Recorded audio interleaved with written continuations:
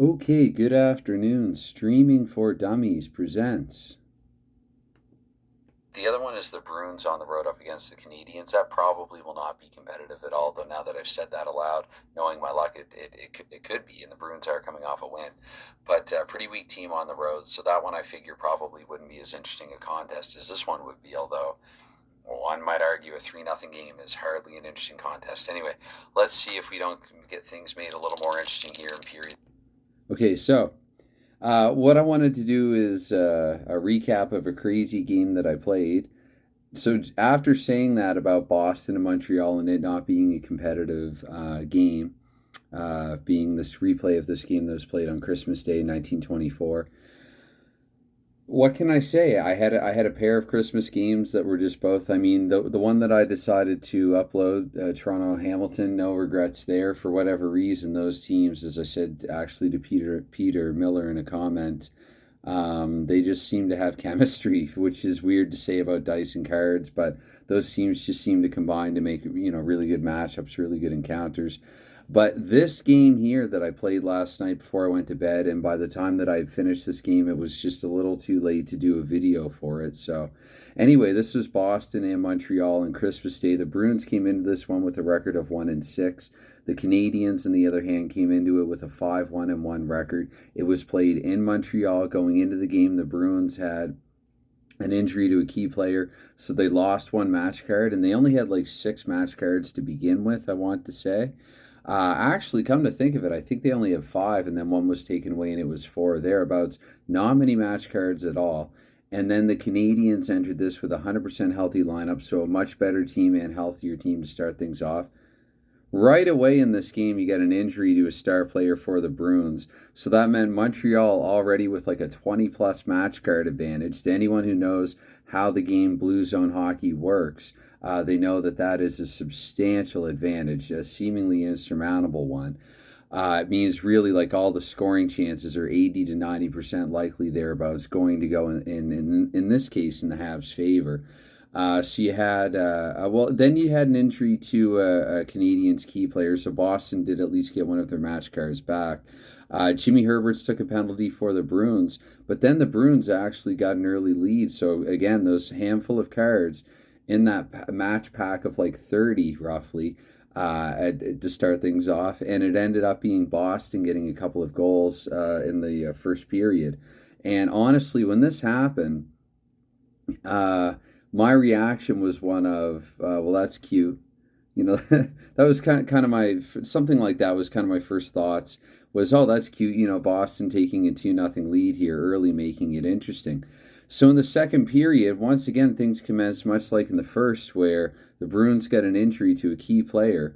So Montreal gained yet another match card, and so I even noted at this point, maybe I can actually make that even a little bigger. Actually, I can make it a lot bigger. I almost feel like going back now and recapping the first. So there's the first period and a quick look at it. As you can see there, Boston went up 2-0, and I thought that was cute. Into the second period, Boston again with their second injury of the contest, so adding injury to insult, as I like to say. And the match cards were now and again, anyone who knows Blue Zone hockey, hear me on this one, 27-5 for Montreal. I didn't do the exact math. That's like basically an 85% chance that any scoring chance will go Montreal's way. And that certainly showed in the second period. I thought this was just okay. Reality is taking over here. And so Montreal, 2-1, 2-2, 2-3, and 2-4, meaning the Canadians, 4 unanswered goals there in a span of just under 7 minutes. Joliet with a pair, Morenz with a pair. Things started to go more as I would have predicted that they would have gone prior to actually playing this game. Anyway, so it was 4-2 Montreal after 2. And then in the third period, right off the bat, Bobby Rowe scoring his first goal of the season for the Boston Bruins. The Bruins did sustain another injury. However, the way the Blue Zone works, because it was just to a minor player, it didn't impact their lineup. They didn't have any match cards coming out of the lineup like they would have for this one.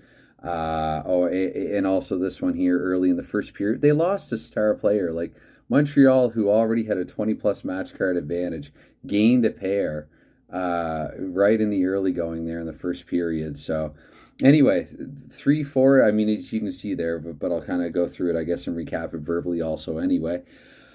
Yeah, the minor, so at least that injury didn't impact Boston, but then a penalty, but then the Canadians took a penalty, and so Boston actually tied it 4-4 here. Smokey Harris, what's his name? William Smokey Harris getting his first goal of the season, unassisted as most of them were in 1924. I think there was one assist total among the 10 goals in this game. If that, they might have all been unassisted. Or no, anyway, you'll see there was one goal with an assist on it.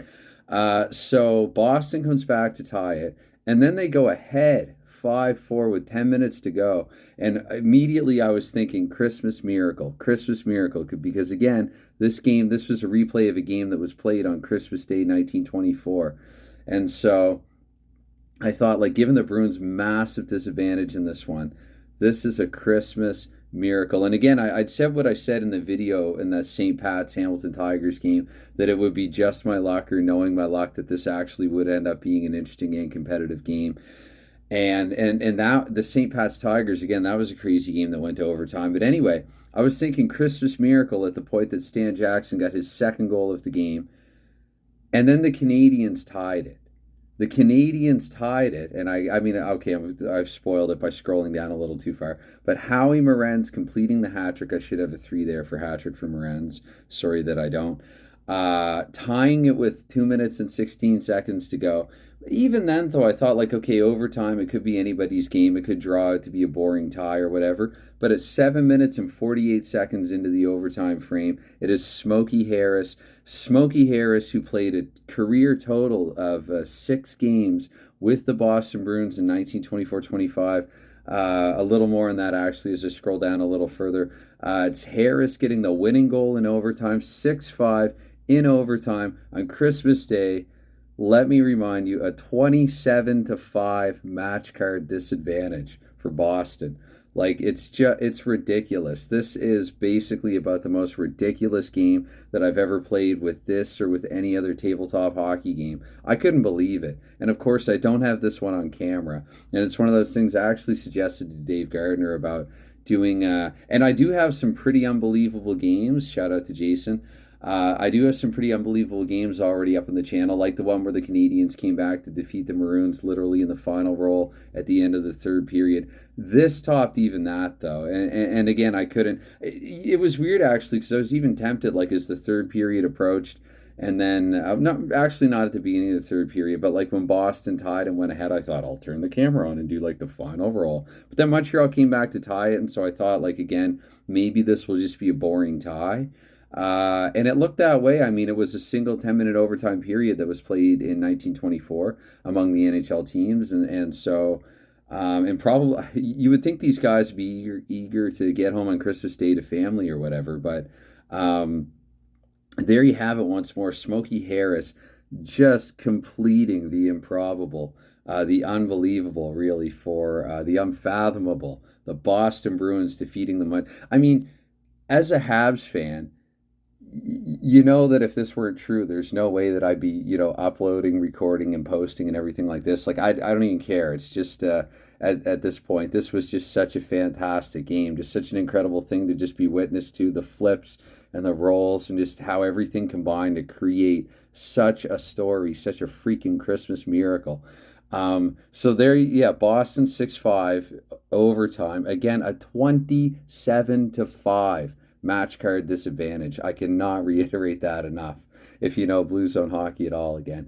And this picture here is actually not Smokey Harris. I pretend that it's Smokey Harris down the chimney. I don't know. This is the best thing I'd come up with to say to describe it at the time. Down the chimney and into the back of the Habs goal, in the back of the Montreal net there. But this is actually his brother, Henry Smokey Harris. I'm pretty sure this would be Henry Harris. I don't know if he also took the nickname Smokey. Anyway, Smoke going down the chimney. I don't know what I was thinking with that. But anyway, there you have it. Again, about one of, if not the craziest games of tabletop hockey that I have ever played. The Boston Bruins defeating the Montreal Canadiens 6-5 in OT. So I just thought, in the very least, I would do a recap of that game, since I didn't actually record it on camera. So anyway, anytime that you give this any consideration at all, well, it's never expected. It's always greatly appreciated. And yeah, cheers. Thanks. Bye for now.